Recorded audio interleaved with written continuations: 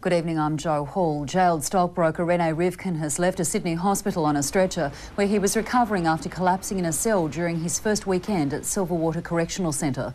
Prison authorities said the incident occurred as guards conducted a cell-by-cell search of the Silverwater jail for a mobile phone. Mr Rivkin was seated in his cell, and when he was approached to be searched, he collapsed to the floor. An immediate attention was sought, with a nurse arriving within 20 seconds and paramedics arriving shortly after that. Rivkin left hospital around 8 o'clock tonight. It's not sure if he was being transferred to another hospital or discharged to go home.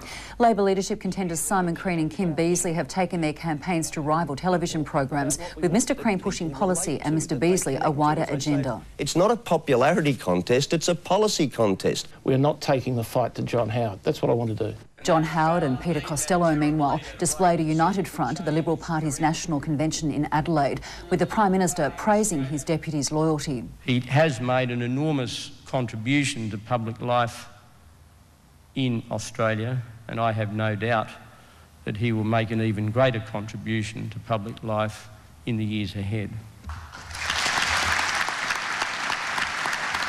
The Premiers of New South Wales, Queensland, South Australia and Western Australia have joined forces to demand AFL finals between interstate teams be played away from Melbourne.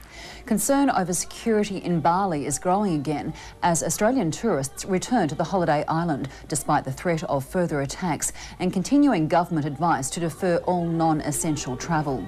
And Al-Qaeda is being blamed for the suicide bombing attack that killed 4 German peacekeeping soldiers in Afghanistan. A brief look at the national weather now. Becoming fine in Melbourne, mostly fine for Brisbane, and it should be a fine day in the other capital cities. And that's all from the newsroom for now. I'm Jo Hall. Good night.